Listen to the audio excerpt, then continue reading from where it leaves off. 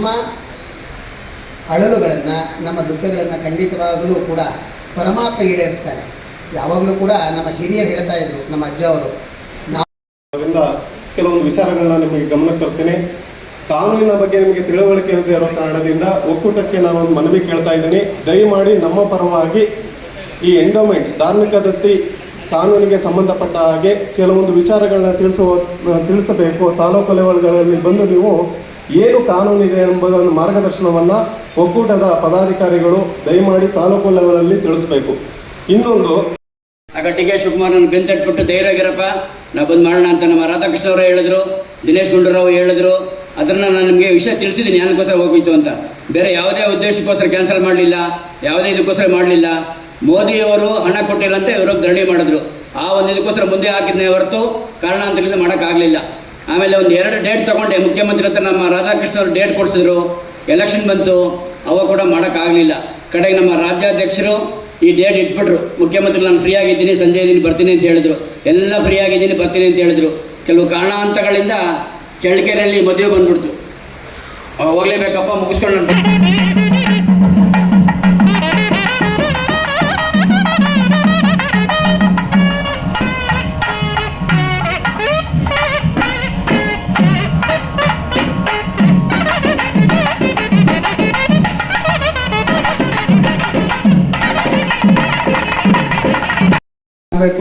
ಯಾಕೆಂದರೆ ತರಬೇತಿ ಇಲ್ಲದೇ ಕೆಲವೊಂದಷ್ಟು ಕಡೆ ಗೊಂದಲಗಳಾಗಿದ್ದಾವೆ.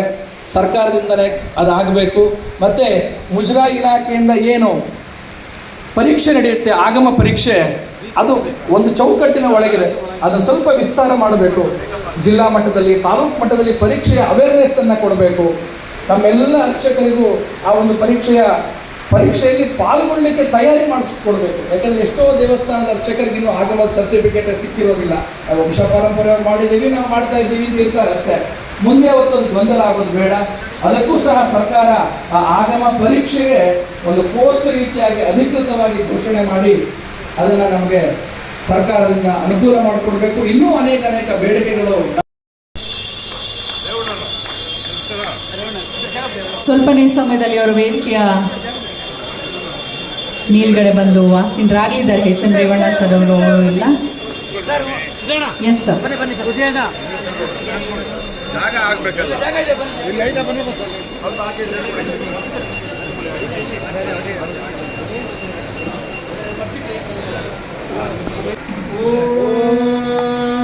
ಶ್ರೀ ಗುರುಭ್ಯೋ ನಮಃ. ಹರಿ ಓಂ. ಓಂ ಗಣಾನಾಂ ತ್ವಾ ಗಣಪತಿಂ ಹವಾಮಹೇ ಕವಿಂ ಕವೀನಾನುಪಮಶ್ರವಸ್ತಮಂ ಜ್ಯೇಷ್ಠರಾಜಂ ಬ್ರಹ್ಮಣಾಂ ಬ್ರಹ್ಮಣಸ್ಪತ ಆನಃ ಶೃಣ್ವನ್ನೋತಿಭಿಃ ಸೀದಸಾದನಂ. ಓಂ ಶ್ರೀ ಮಹಾಗಣಪತಯೇ ನಮಃ.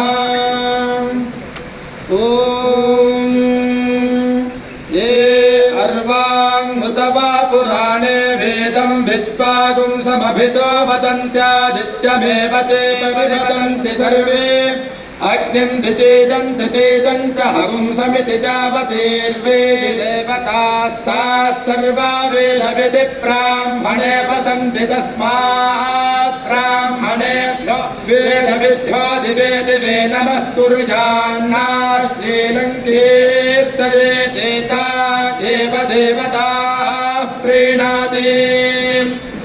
ಓಂ ಯದಗ್ನಿಂ ಪೂರ್ವಕಂ ಹರತ್ಯಥಾಗ್ನಿಹೋತ್ರಂ ಭಾಗಭೇದೇನೈವೇನಂ ರಣಜತೆ ಬ್ರಾಹ್ಮಣ ಆರ್ಷೇದ ಉದ್ಧರೇರೆ ಬ್ರಾಹ್ಮಣೋ ವೇ ಸರ್ವದೇವತಾಃ ಸರ್ವಾಭಿರೇವೇನಂ ದೇವತಾಭಿರುದ್ಧರತೆ. ಓಂ ನಮೋ ಮಹದ್ಭ್ಯೋ ನಮೋ ಅರ್ಭಕೇಭ್ಯೋ ನಮೋ ಯುವಭ್ಯೋ ಆಶಿನೇಭ್ಯಃ. ಜಗಾಮದೇವಾನ್ಯದೇ ಶಕ್ತಮಾಮಮಾಜ್ಯಾಯ ಸಸ್ಯಂ ಸಮಾವೃಕ್ಷಿದೇವಾಃ ಸದಸಸ್ಪತಿಮದ್ಭುತಂ ಗಜಮಿಂದ್ರಶ್ಚ ಕಾಮ್ಯಂ ತನಿಂ ಮೇಧಾಮಜಾಸಿಷಂ नमस्तदसे नमस्तदधस्पतदे नमस्तकेनां पुरोगाणां चक्षुषे नमो दिवे नमः प्रधृते नमस्तभाभ्यः सभापतिभ्यश्च भो नमः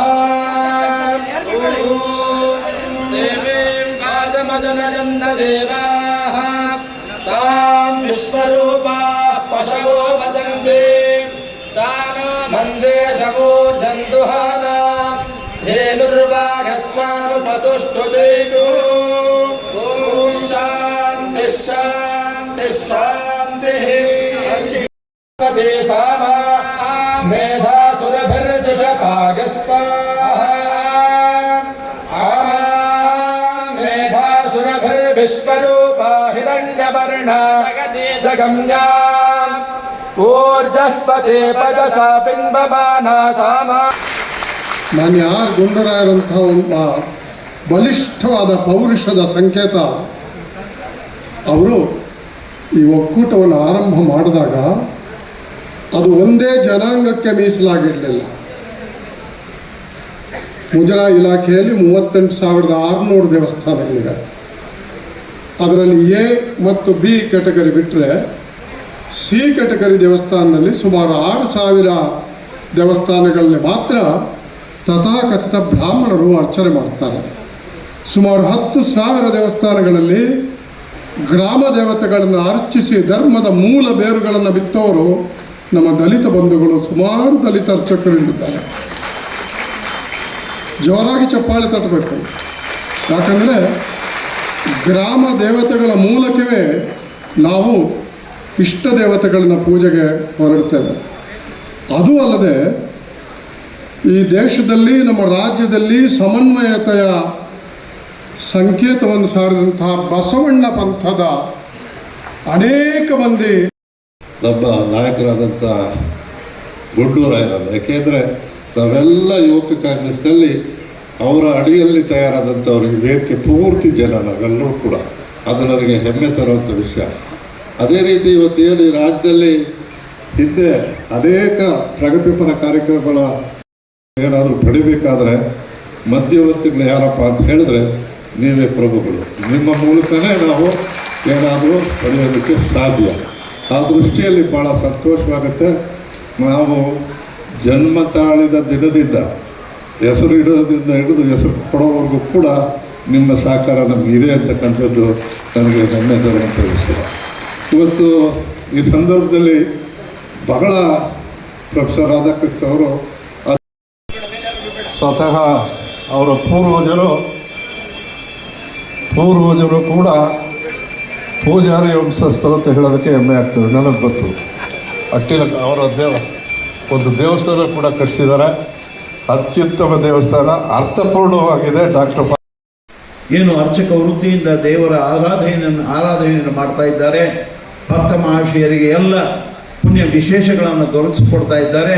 ಆ ಅರ್ಚಕ ಬಾಂಧವರ ಒಂದು ಸಂಕಷ್ಟಗಳನ್ನು ನೀಗ್ತಕ್ಕಂಥ ದಿಸೆಯಲ್ಲಿ ಎಲ್ಲ ರಾಜ್ಯದ ಅಧಿಕಾರಿಗಳು ಕೂಡ, ಸಚಿವರು ಕೂಡ, ಸರ್ಕಾರಗಳು ಕೂಡ ಇದೇ ಕ್ರಮಗಳನ್ನು ತೆಗೆದುಕೊಳ್ಳಬೇಕು ಅಂತಕ್ಕಂಥ ನನ್ನ ಪ್ರಾರ್ಥನೆ. ಮತ್ತು ತಮ್ಮ ಬೇಡಿಕೆಗಳನ್ನು ನಾವು ರೇವಣ್ಣವರು ಹೇಳಿದಾಗೆ ತಾಸ್ತಿಕ್ ವಿಷಯ ಬಂತು. ಖಂಡಿತ ಗ್ರಾಮಾಂತರ ಪ್ರದೇಶಗಳಿರ್ತಕ್ಕಂಥ ದೇವಸ್ಥಾನಗಳಲ್ಲಿ ಬಹಳ ಸಂಕಷ್ಟವನ್ನು ಅಲ್ಲಿರ್ತಕ್ಕಂಥ ಅರ್ಚಕರು ಖಂಡಿತ ಅನುಭವಿಸ್ತಾ ಇದ್ದಾರೆ. ಅಲ್ಲಿ ಬರೀ ಬ್ರಾಹ್ಮಣರ ಹೆಚ್ಚಿಗೆ ಇಲ್ಲ, ಅಲ್ಲಿರ್ತಕ್ಕಂಥವ್ರು ಶೂದ್ರ ಅರ್ಚಕರು. ಆ ಶೂದ್ರ ಅರ್ಚಕರಿಗೂ ಕೂಡ ಅವರು ಇರ್ತಕ್ಕಂಥ ವೃತ್ತಿಗಳಲ್ಲೂ ಕೂಡ ಸರಿಯಾದಂಥ ಆದಾಯವಿಲ್ಲದೆ, ಸರಿಯಾದಂಥ ಮಳೆ ಬೆಳೆ ಇಲ್ಲದೆ ತುಂಬ ಸಂಕಷ್ಟದಲ್ಲಿರ್ತಕ್ಕಂಥ ಈ ಸಂದರ್ಭದಲ್ಲಿ ಅವರೇನಾದರೂ, ಏಕೆ ನಮ್ಮ ರೇವಣ್ಣವ್ರು ಹೇಳೋದು, ಬಂದವರೆಲ್ಲ ಇದನ್ನು ತಸ್ತಿಕನ್ನು ಹೆಚ್ಚಿಗೆ ಕೇಳೋದು ಅಂತ ಹೇಳಿ ಅವರು ಕೊರಗನ್ನು ಅವರು ಕೇಳ್ಕೊಳ್ತಾರೆ. ಮಗು ಅಳತಕ್ಕಂಥದ್ದು ಹಸಿವಾದಾಗ, ಬೇರೆ ಸಮಯದಲ್ಲಿ ಅದು ಅಳುವುದಿಲ್ಲ. ಈ ಒಂದು ಸಂಕಷ್ಟ ಇರೋದ್ರಿಂದ ಅವರು ಕೇಳ್ಕೊಳ್ತಾ ಇದ್ದಾರೆ. ಅದನ್ನು ಈಡೇರಿಸ್ತಕ್ಕಂಥ ದಿಸೆಯಲ್ಲಿ ಸರ್ಕಾರ ಕೂಡಲೇ ಒಂದು ಕ್ರಮವನ್ನು ತೆಗೆದುಕೊಂಡು ಈಗ ಹೆಚ್ಚಿಗೆ ಆಗಿರ್ತಕ್ಕಂಥ ಏನು ಪದಾರ್ಥಗಳ ಬೆಲೆ ಗಗನಕ್ಕೇರಿದೆ. ಇಂಥ ಒಂದು ಸಂದರ್ಭದಲ್ಲಿ ಅವ್ರಿಗೂ ಕೂಡ ಒಂದು ಆಸರೆ ಆಗಬೇಕು.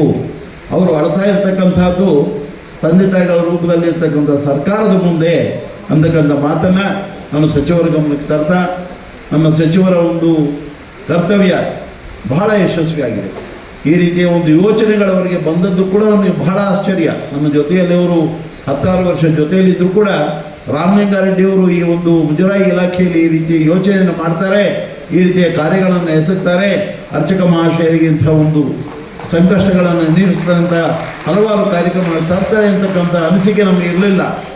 ನಾವು ಆ ಒಂದು ಸಮಿತಿಯಲ್ಲಿದ್ದರೂ ಕೂಡ ಅಲ್ಲಿ ಒಂದು ಅಜೆಂಡಾ ಸಬ್ಜೆಕ್ಟ್ಗಳನ್ನ ಅವ್ರು ತಂದಾಗ ನನಗಂತೂ ಬಹಳ ಆಶ್ಚರ್ಯ ಆಯಿತು. ನಮ್ಮ ಜೊತೆಯಲ್ಲಿದ್ದವರು ರಾಮಲಿಂಗಾರೆಡ್ಡಿಯವರು ನಿಜವಾಗ್ಲೂ ಕೂಡ ಎಲ್ಲರೂ ಹೇಳ್ತಾ ಇದ್ರು, ಅವರು ನಾಸ್ತಿಕರು, ದೇವಸ್ಥಾನಗಳಿಗೆ ಸರಿಯಾಗಿ ಹೋಗೋದಿಲ್ಲ, ದೇವರ ಮೇಲೆ ಅಂತ ನಂಬಿಕೆ ಇಲ್ಲ, ಅದೆಲ್ಲ ಸುಳ್ಳು.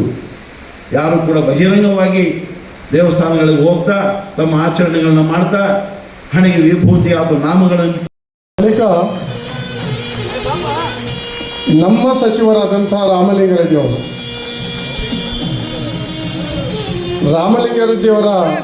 ಅಧೀನದಲ್ಲಿರುವಂಥ ಸಾರಿಗೆ ಇಲಾಖೆ ನೌಕರರ ಜೊತೆ ಕೂಡ ನನ್ನೊಂದು ಪಾತ್ರ ಆಯಿತು.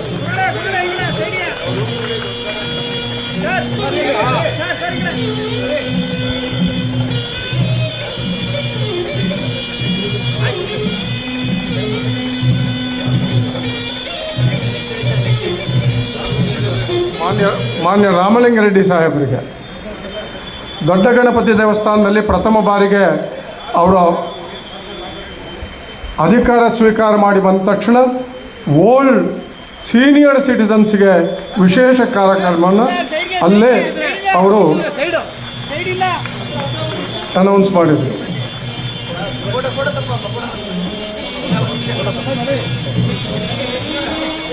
ಈಗ ಮಾನ್ಯ ದಿನೇಶ್ ಗುಂಡೂರಾಯರಿಗೆ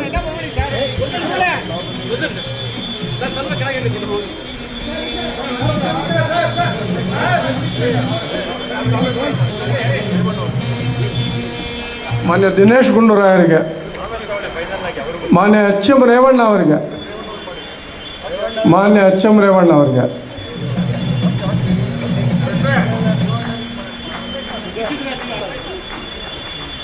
ಬಳಿಕ ಮಾನ್ಯ ಕೆ ಎಂ ನಾಗರಾಜ್ ಅವರಿಗೆ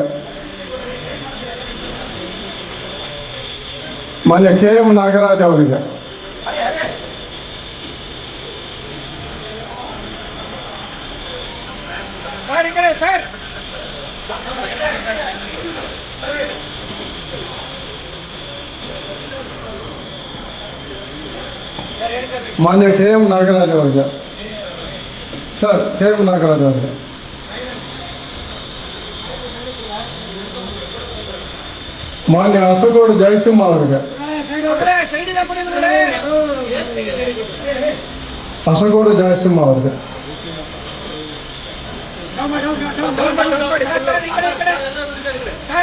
ಮಾನ್ಯ ಉದಯ್ ಶಂಕರ್ ಅವರಿಗೆ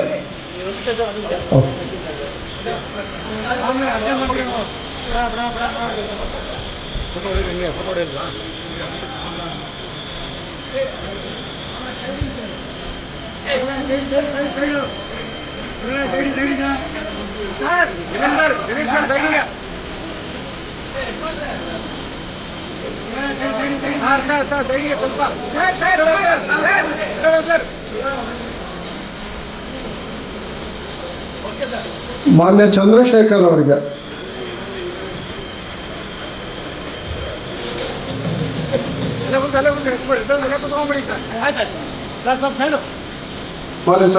ಅವರಿಗೆ ಬನ್ನಿ.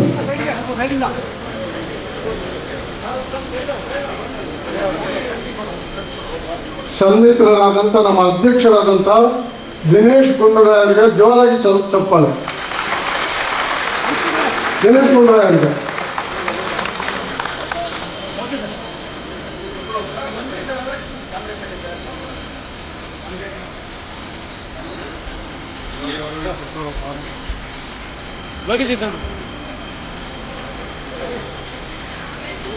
ವೀಕ್ಷಕರ ದಿನೇಶ್ಗೆ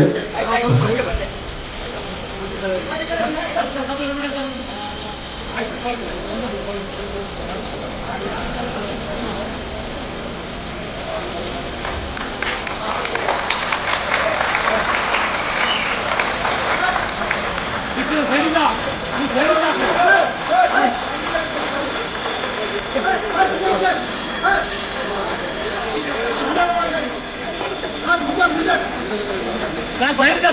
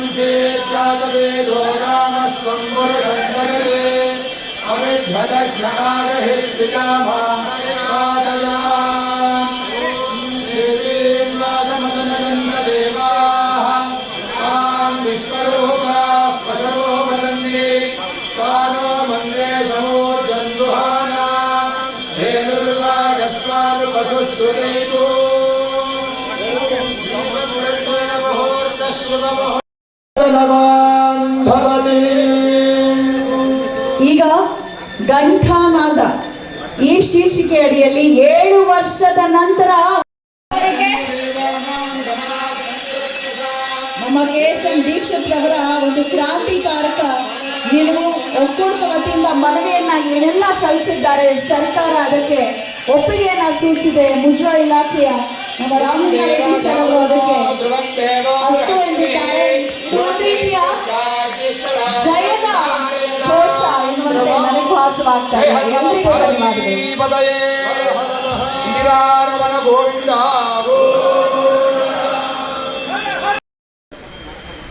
ಇದು ಹೇಳಿದ ತಕ್ಷಣ ಎಲ್ಲ ಕಾಫಿ ಕುಡಿಬೇಕು ನೀವು ಅಂದರು. ಮುಖ್ಯಮಂತ್ರಿ ನಮಗೆ ಕಾಫಿ ತರಿಸಿ ಕುಡಿಸಿದ್ರು. ನಮ್ಗೊಂದು ಟೈಮ್ ಸಿಕ್ತು. ಸ್ವಾಮಿ, ತಾವು ತರಿಸಿಗೆ 3 ಸಲ ಮಾಡಿದ್ದೀರಾ, ದಯವಿಟ್ಟು ತಾವು ಬಂದು ಮೊದಲನೇದಾಗಿ ಈ ಸರ್ಕಾರಕ್ಕೆ ಧನ್ಯವಾದಗಳು ಹೇಳ್ತೀನಿ.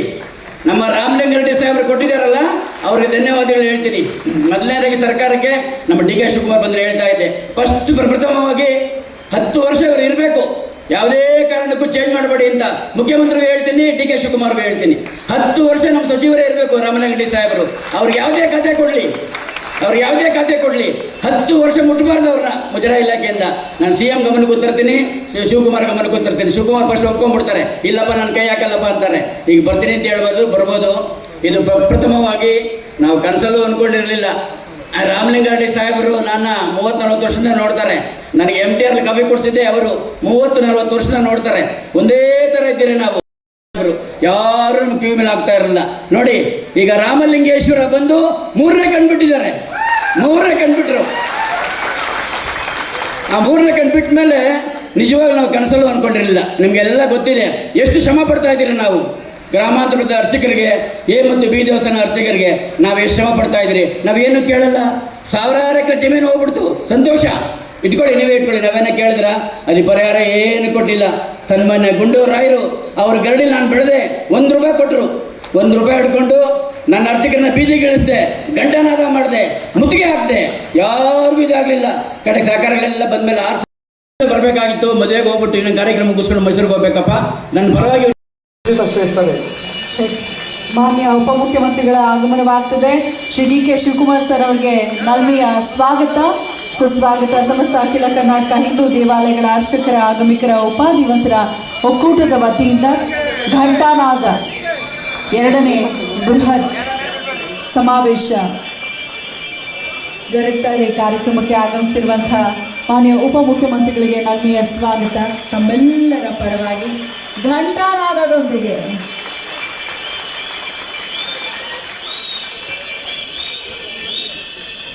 ದಯಮಾಡಿ ಮನವಿ ಓದೋದನ್ನು ಮುಂದುವರಿಸಬೇಕು. Doctor BS Raghavendra. 9 ಮನವಿಯನ್ನು ಮುಖ್ಯವಾಗಿ ಓದ್ತಾ ಇದ್ದೇವೆ. ರಾಜ್ಯದ ಮುಜರಾಯಿ ದೇವಾಲಯಗಳನ್ನು ಕೆಲವು ಪಟ್ಟಭದ್ರ ಹಿತಾಸಕ್ತಿಗಳು ಖಾಸಗೀಕರಣ ಮಾಡಲು ಹುನ್ನಾರ ನಡೆಸುತ್ತಿವೆ. ಈ ರೀತಿ ಖಾಸಗೀಕರಣಗೊಂಡ ದೇವಾಲಯಗಳು ಖಾಸಗೀಕರಣಗೊಂಡರೆ ಇದರ ಆಸ್ತಿ ರಕ್ಷಣೆ ಮಾಡುವುದು ಕಷ್ಟಕರ ಪರಿಸ್ಥಿತಿಯಾಗುತ್ತದೆ. ದೇವಾಲಯಗಳಲ್ಲಿ ಬೆಲೆ ಬಾಳುವ ಒಡವೆ ವಸ್ತುಗಳು ಜವಾಬ್ದಾರಿ ಯಾರಿಗೆ ಕೊಡಬೇಕಾಗುತ್ತದೆ ಎಂಬ ಜಿಜ್ಞಾಸೆ ಬರುತ್ತದೆ. ಆದುದರಿಂದ ದೇವಾಲಯಗಳು ಇದರ ಆಸ್ತಿ ವಗೇರಿ ಮತ್ತು ಅರ್ಚಕರುಗಳು ಸರ್ಕಾರದ ಅಧೀನದಲ್ಲಿ ಇರಬೇಕೆಂದು ಒತ್ತಾಯಪೂರ್ವಕವಾಗಿ ಮನವಿಯನ್ನು ಸಲ್ಲಿಸುತ್ತಿದ್ದೇವೆ. ಪ್ರಸ್ತುತ ಈಗ ದೇವಾಲಯಗಳು ಹೀಗೆ ಸರ್ಕಾರದ ಹತೋಟಿಯಲ್ಲಿ ಮುಂದುವರಿಸುತ್ತಿದೆಯೋ ಹಾಗೆ ಮುಂದುವರೆದುಕೊಂಡು ಹೋಗಬೇಕು ಎಂಬುದು ನಮ್ಮೆಲ್ಲರ ಆಸೆಯಾಗಿದೆ. ಮನವಿ 2.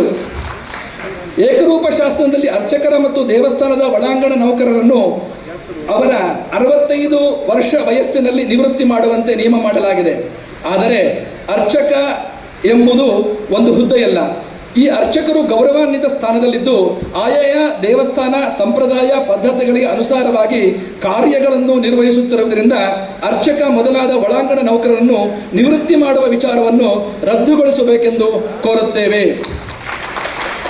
ಮನವಿ 3. ಗ್ರಾಮಾಂತರ ಪ್ರದೇಶದಲ್ಲಿರುವ ಮುಜರಾಯಿ ದೇವಾಲಯಗಳಿಗೆ ಪೂಜೆಯ ಸಾಮಗ್ರಿಗಳನ್ನು ಕೊಳ್ಳಲು ಮತ್ತು ದೇವಾಲಯದಲ್ಲಿ ಪೂಜೆ ನಡೆಸಲು ಅರ್ಚಕರ ಸಂಭಾವನೆ, ಗೌರವಧನ ಎರಡೂ ಸೇರಿ ತಿಂಗಳಿಗೆ ಕನಿಷ್ಠ 10,000 ರೂಗಳಿಗೆ ತಸ್ತಿಕ್ ಹಣವನ್ನು ಹೆಚ್ಚಿಸಿ ಮಂಜೂರು ಮಾಡಬೇಕೆಂದು ಎಲ್ಲ ಅರ್ಚಕರ ಪರವಾಗಿ ಕೋರುತ್ತೇವೆ. ಮನವಿ 4. ಮುಜರಾಯಿ ಇಲಾಖೆ ವ್ಯಾಪ್ತಿಯ ದೇವಾಲಯಗಳ ಆಸ್ತಿ ಒತ್ತುವರಿ ತೆರವಿಗಾಗಿ ನಿವೃತ್ತ ನ್ಯಾಯಮೂರ್ತಿ ನೇತೃತ್ವದಲ್ಲಿ ಹಿರಿಯ ಅಧಿಕಾರಿಗಳನ್ನು ಒಳಗೊಂಡ ಸಮಿತಿ ರಚಿಸುವ ತುರ್ತು ಅಗತ್ಯವಿರುತ್ತದೆ. ಹಾಗೂ ಸರ್ಕಾರಿ ಜಮೀನಿನಲ್ಲಿ ಮುಜರಾಯಿ ದೇವಾಲಯವಿದ್ದು ಆ ಜಮೀನು ಸರ್ಕಾರಿ ಹಾಗೂ ಸರ್ಕಾರಿ ಹೂವಿನ ತೋಟ ಇತ್ಯಾದಿ ಪಹಣಿಯಲ್ಲಿರುತ್ತದೆ. ದೇವಾಲಯದ ಹೆಸರು ನಮೂದಾಗಿರುವುದಿಲ್ಲ. ಇದರಿಂದ ದೇವಾಲಯಗಳ ಜಾಗವನ್ನು ಕಬಳಿಸುವ ಹುನ್ನಾರ ಗ್ರಾಮಾಂತರ ಪ್ರದೇಶದಲ್ಲಿ ಹೆಚ್ಚಾಗಿರುತ್ತದೆ. ಆದುದರಿಂದ ಸದರಿ ಜಾಗದ ಪಹಣಿಯಲ್ಲಿ ಖಾತೆಯ ಜಾಗದಲ್ಲಿ ದೇವಸ್ಥಾನದ ಹೆಸರನ್ನು ನಮೂದಿಸಿ ಮುಜರಾಯಿ ಇಲಾಖೆಗೆ ಸೇರಿದ ಸ್ವತ್ತು ಎಂದು ನಮೂದಿಸಿ ಕೊಡಬೇಕಾಗಿ ಕೋರುತ್ತೇವೆ. ಮನವಿ 5. ಮುಜರಾಯಿ ದೇವಾಲಯಗಳಿಗೆ ಸೇರಿದ ಅಂಗಡಿ ಮುಗ್ಗಟ್ಟುಗಳು ಆಸ್ತಿಗಳನ್ನು ಹಳೆ ಧಾರಣೆಗೆ ಬಾಡಿಗೆಗೆ ಕೊಟ್ಟಿರುತ್ತಾರೆ. ಈಗಿನ ಧಾರಣೆ ಹಾಗೂ ಪರಿಸ್ಥಿತಿಗೆ ತಕ್ಕಂತೆ ಬಾಡಿಗೆ ಹೆಚ್ಚಿಗೆ ಮಾಡಿ ದೇವಾಲಯಗಳ ಆದಾಯವನ್ನು ವೃದ್ಧಿಗೊಳಿಸಬೇಕಾಗಿ ಕೋರುತ್ತೇವೆ. ಇದರಿಂದ ದೇವಾಲಯದ ವರಮಾನ ಹೆಚ್ಚಿಗೆ ಆಗುತ್ತದೆ. ಮನವಿ 6. ದೇವಾಲಯಗಳಲ್ಲಿ ಕಾರ್ಯನಿರ್ವಹಿಸುತ್ತಿರುವ ಅರ್ಚಕರಾದಿ ಸಿಬ್ಬಂದಿ ವರ್ಗದವರಿಗೆ ಅವರು ಕಾರ್ಯನಿರ್ವಹಿಸುವ ವೇಳೆ ದೌರ್ಜನ್ಯಕ್ಕೆ ಒಳಗಾಗಿ ತೊಂದರೆಯಾದರೆ ಅವರಿಗೆ ಕಾನೂನಾತ್ಮಕ ರಕ್ಷಣೆ ತುಂಬ ಅವಶ್ಯಕವಾಗಿರುತ್ತದೆ. ಆದುದರಿಂದ ಈ ವರ್ಗದವರಿಗೆ ದೌರ್ಜನ್ಯ ತಡೆ ಕಾಯ್ದೆಯನ್ನು ತರಬೇಕೆಂದು ಪ್ರಾರ್ಥನೆ. ಇದು ತುಂಬ ಅವಶ್ಯಕ. ಇಂದಿನ ರಾಜ್ಯ ಮಟ್ಟದ ಬೃಹತ್ ಸಮಾವೇಶದಲ್ಲಿ ಕರ್ನಾಟಕ ರಾಜ್ಯದ ಮುಖ್ಯಮಂತ್ರಿಗಳಾದ ತಾವು ಈ ನಮ್ಮ ಬೇಡಿಕೆಯನ್ನು ಪುನರ್ ಪರಿಶೀಲಿಸಿ ಶೀಘ್ರವಾಗಿ ಈಡೇರಿಸಬೇಕಾಗಿ ರಾಜ್ಯದ ಎಲ್ಲ ದೇವಾಲಯಗಳ ಅರ್ಚಕರ, ಆಗಮಿಕರ, ಉಪಾಧಿವಂತರಗಳ ಒಳಾಂಗಣ ನೌಕರರ ಪರವಾಗಿ ತಮ್ಮಲ್ಲೇ ಮತ್ತೊಮ್ಮೆ ಅತ್ಯಂತ ಕಳಕಳಿಯಿಂದ ಪ್ರಾರ್ಥಿಸುತ್ತೇವೆ. ಮನವಿ 7. ಮುಜರಾಯಿ ಇಲಾಖೆಯಡಿ ಬರುವ ದೇವಸ್ಥಾನದ ಅರ್ಚಕರ ಹಾಗೂ ನೌಕರರಿಗೆ ಕನಿಷ್ಠ 5 ಲಕ್ಷ ರು ಮೌಲ್ಯದ ಜೀವ ವಿಮೆ ನೀಡಬೇಕೆಂದು ಪ್ರಾರ್ಥಿಸುತ್ತೇವೆ. 8. ಮುಜರಾಯಿ ದೇವಾಲಯಗಳಲ್ಲಿ ವಂಶಪಾರಂಪರ್ಯವಾಗಿ ಕಾರ್ಯನಿರ್ವಹಿಸುತ್ತಿರುವ ಅರ್ಚಕರಿಗೆ ದೇವಾಲಯದ ಪೂಜೆಯ ಹಕ್ಕಿಗಾಗಿ 3 ತಲೆಮಾರುಗಳಿಂದ ಪೂಜೆ ನಿರ್ವಹಿಸುತ್ತಿರುವ ದಾಖಲೆ ನೀಡಬೇಕಾಗಿದೆ. ಅಂದರೆ ತಾತ, ತಂದೆಯ ನೇಮಕಾತಿ ಪತ್ರ ಬೇಕು ಎಂದು ಕೇಳುತ್ತಾರೆ. ಆದರೆ ಹಿಂದಿನ ತಾತ ತಂದೆಯ ನೇಮಕಾತಿ ಪತ್ರ ಇರುವುದಿಲ್ಲ. ಪ್ರಸ್ತುತ ಕಾರ್ಯನಿರ್ವಹಿಸುತ್ತಾ ಇರುವಾಗ ನೇಮಕಾತಿ ತೊಂದರೆಯಾಗುತ್ತಿದೆ. ಆದುದರಿಂದ ತಂದೆಯಿಂದ ಮಗನಿಗೆ ಅರ್ಚಕರಿಗೆ ಬರಬಾರದನ್ನು ಬದಲಾಯಿಸಿಕೊಡಲು ಆದೇಶ ಮಾಡಬೇಕಾಗಿ ಕೋರುತ್ತೇವೆ. ಈ 3 ತಲೆಮಾರುಗಳ ನಿಯಮವನ್ನು ಸಡಿಲಿಸಬೇಕಾಗಿ ಪ್ರಾರ್ಥನೆ. 9. ಎ ವರ್ಗದ ಹಾಗೂ ಬಿ ವರ್ಗದ ಮುಜರಾಯಿ ದೇವಾಲಯಗಳನ್ನು ಪ್ರಾಧಿಕಾರ ರಚಿಸುವುದಕ್ಕೆ ತಮ್ಮ ಸ್ವಾಗತ ಇರುತ್ತದೆ. ಅದನ್ನು ಹೆಚ್ಚು ಅಭಿವೃದ್ಧಿಗೊಳಿಸಿ ದೇವಾಲಯಗಳನ್ನು ಉನ್ನತೀಕರಣಗೊಳಿಸಿದರೆ ಕರ್ನಾಟಕ ರಾಜ್ಯದ ಕೀರ್ತಿ ಹೆಚ್ಚುತ್ತದೆ. ದೇವಾಲಯಗಳು ಅದರ ಆಸ್ತಿಗಳನ್ನು ರಕ್ಷಿಸುವುದು ಆದ್ಯ ಕರ್ತವ್ಯವಾಗಿದೆ. ಈ ಮನವಿಯನ್ನು ನಾವು ಕರ್ನಾಟಕ ರಾಜ್ಯದ ಎಲ್ಲ ಪ್ರತಿನಿಧಿಗಳಾದಂಥ ಮಂತ್ರಿಗಳಿದ್ದಾರೆ, ಮಾನ್ಯ DK ಶಿವಕುಮಾರ್ ಅವರಿದ್ದಾರೆ. ನಾನು ಆಗ ತಾನೇ ಹೇಳಿದಾಗೆ ಅವರು ಕರ್ನಾಟಕದ ಒಬ್ಬ ಭೀಮಶಕ್ತಿ ಅವರಿಗೆ ನಾವು ಅರ್ಪಿಸ್ತಾ ಇದ್ದೇವೆ. ಸುದೀರ್ಘವಾದಂತಹ ಇತಿಹಾಸವನ್ನ ಹೊಂದಿರುವಂತಹ ಹೆಮ್ಮೆಯ ಒಕ್ಕೂಟ, 80,000 ಸದಸ್ಯರನ್ನ ಒಳಗೊಂಡಿರುವಂತಹ ಬೃಹತ್ ಒಕ್ಕೂಟದ ಕೆಲವೊಂದಷ್ಟು ಮನವಿಯನ್ನ ಮಾನ್ಯ ಉಪಮುಖ್ಯಮಂತ್ರಿಗಳಿಗೆ ಸಲ್ಲಿಸಲಾಗ್ತಾ ಇದೆ. ಜಾತಿ ಭೇದ ಇನ್ನೂ ಹೆಚ್ಚು ಮಾಡಬೇಕು ನೀವು ಅಂತ ಹೇಳಿದಾಗ 2017ನೇ ಇಸ್ವಿಯಲ್ಲಿ ಆವಾಗ 48,000 ಮಾಡಿದ್ರು. 2 ಬಾರಿ ಸನ್ಮಾನ್ಯ ಮುಖ್ಯಮಂತ್ರಿಗಳು ಅದನ್ನು ಹೆಚ್ಚು ಮಾಡಿಕೊಟ್ರು. ಅಂದರೆ ನಾನು ಯಾಕೆ ಹೇಳ್ತಾ ಇದ್ದೀನಿ ಇದಂತ ಹೇಳಿದ್ರೆ, ಅನೇಕ ಜನ ನಮ್ಮನ್ನು ನಮ್ಮ ವಿರೋಧಿಗಳು ನಮಗೊಂದು ಹಣೆಪಟ್ಟಿಯನ್ನು ಕಟ್ತಕ್ಕಂಥ ಒಂದು ಪ್ರಯತ್ನ ಮಾಡ್ತಾರೆ. ಇವರೆಲ್ಲ ಕಾಂಗ್ರೆಸ್ನವರು. ನನಗೆ ಪ್ರೊಫೆಸರ್ ರಾಧಾಕೃಷ್ಣ ಅವರು, ನಾನು ನಮ್ಮ ಅಧ್ಯಕ್ಷರ ಸೂಚನೆ ಮೇಲೆ, ನಮ್ಮ ಪ್ರದೇಶ ಕಾಂಗ್ರೆಸ್ ಅಧ್ಯಕ್ಷರು ಶಿವಕುಮಾರ್ ಅವರ ಸೂಚನೆ ಮೇಲೆ ನಾವು ನಮ್ಮ ಪಕ್ಷದ ಚುನಾವಣೆಯ ಪ್ರಣಾಳಿಕೆಯನ್ನು ಬರೆಯುವಂಥ ಜವಾಬ್ದಾರಿಯನ್ನು ನಮ್ಮಿಬ್ಬರಿಗೂ ಕೂಡ ಕೊಟ್ಟಿದ್ದರು.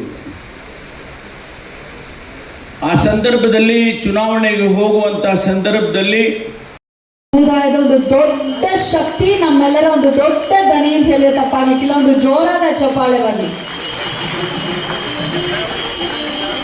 ಹೆಚ್ಚು ಕಾಲ ಆರೋಗ್ಯವಂತರಾಗಿರಿ, ಹೀಗೆ ಎಲ್ಲರನ್ನ ಸಂಘಟಿಸ್ತಾ ಇರಿ ವೀಕ್ಷಕರೇ ಅಂತ ಕೋರ್ತಾ ಗೃಹ ಸಚಿವರಿಗೆ ಪೂರ್ವಕ ಧನ್ಯವಾದ.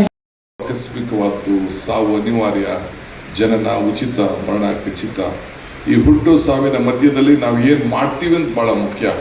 ಹಂಗೆ ರಾಮಲಿಂಗಾರೆಡ್ಡಿ ಅವರು ಅವ್ರಿಗೆ ಸಿಕ್ಕಿದಂಥ ಈ 1 ವರ್ಷದ ಅವಧಿಯಲ್ಲಿ ಶಾಶ್ವತವಾದಂಥ ನಿಮ್ಮ ಬದುಕಿನಲ್ಲಿ ಬದಲಾವಣೆ ಮಾಡಲಿಕ್ಕೆ ಸರ್ಕಾರದಲ್ಲಿ ಒಂದು ತಿದ್ದುಪಡಿಯನ್ನು ತಂದಿದ್ದಾರೆ.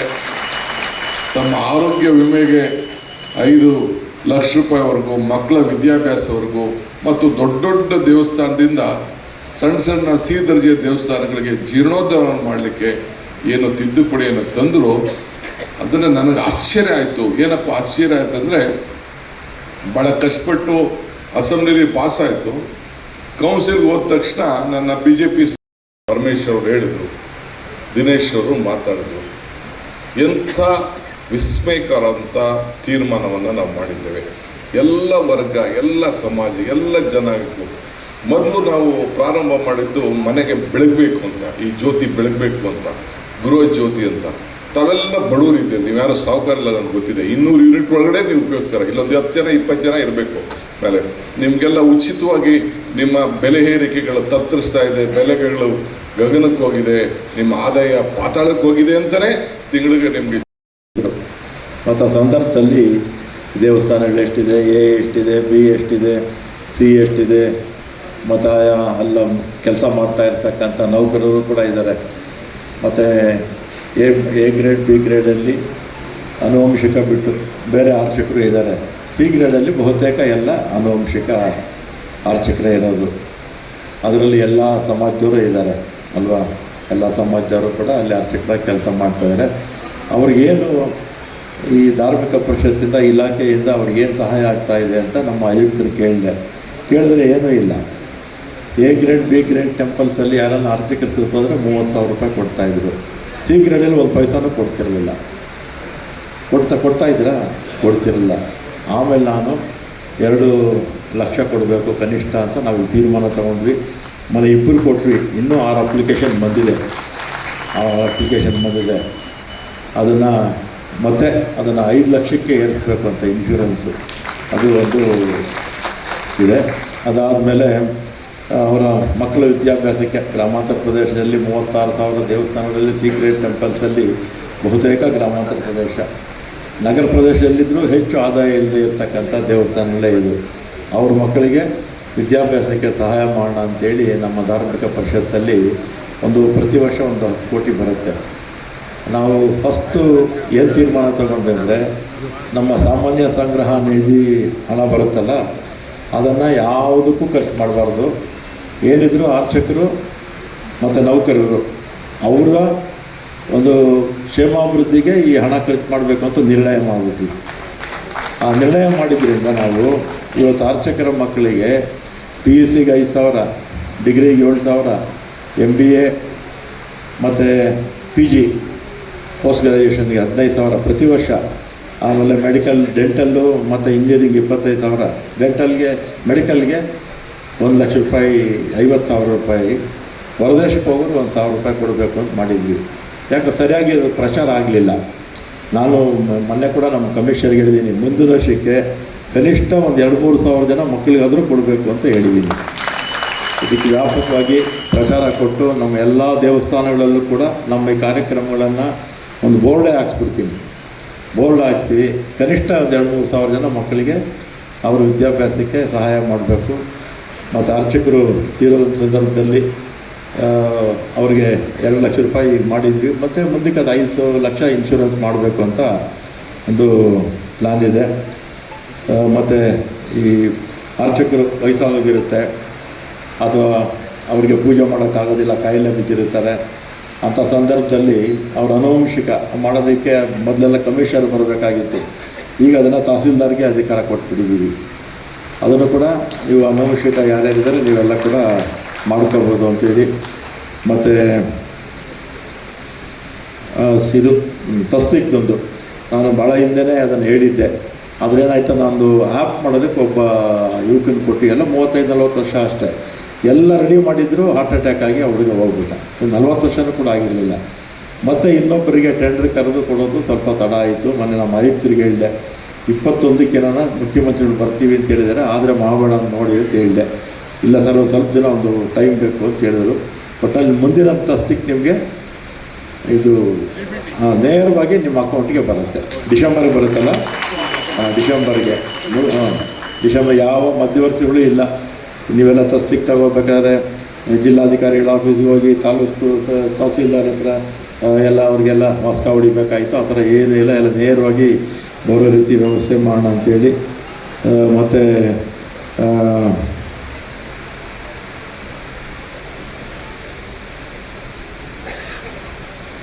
ಈಗ ಒಂದು ಕಾಶಿ ಯಾತ್ರೆಗೆ ನೀವೆಲ್ಲ ಬಂದು ಕೇಳಿದ್ರಿ. ಒಂದು ಎಷ್ಟು ಜನ ಕೇಳಿದ್ದು ನೀವು? 100 ಜನ ಕಳಿಸಿ ನನಗೆ ಅಂತ ಹೇಳಿದ್ರು. ಆಮೇಲೆ ಈಗ ಮಾತಾಡೋದು ಇಲ್ಲೇ ಇರ್ತೀನಿ. ನೀವೆಲ್ಲ ನಿಮ್ಮಲ್ಲೂ 2-3 ಸಂಘ ಇದೆ, 2 ಸಂಘ. ನೀವೆಲ್ಲ ಬಂದು ಕಾಶಿ ಯಾತ್ರೆಗೆ ನಾವು ರಾಜ್ಯದಲ್ಲಿರ್ತಕ್ಕಂಥ ಜನರನ್ನೆಲ್ಲ ಕೂಡ ಕಳಿಸ್ತೀವಿ ಅಲ್ವಾ? ಆದರೆ ಅರ್ಚಕರಿಗೆ ಯಾರನ್ನೂ ಕಳಿಸೋದಿಲ್ಲ ಅಂತ ಕೇಳಿದ್ರು. ನಾನೇನು ಮಾಡಿದೆ, 60 ಜನ ಪ್ರತಿ ಟ್ರಿಪ್ಗೆ ಹೋಗಿ ಅಂತ ಹೇಳಿದೆ. ಆಮೇಲೆ ಒಂದು ಟ್ರಿಪ್ ಹೋದರು, ತಿರುಗಿ ಬಂದು ಕೇಳಿದ್ರು, ನಾವು ಒಬ್ಬರೇ ಹೋಗ್ತೀವಿ, ನಮ್ಮ ಮನೆಯವ್ರನ್ನ ಯಾರನ್ನ ಕರ್ಕೊಂಡು ಹೋದರೆ ಅದು ಅವ್ರಿಗೆ ಹಣ ಕೊಡಬೇಕಾಗುತ್ತೆ ಅಂದರು.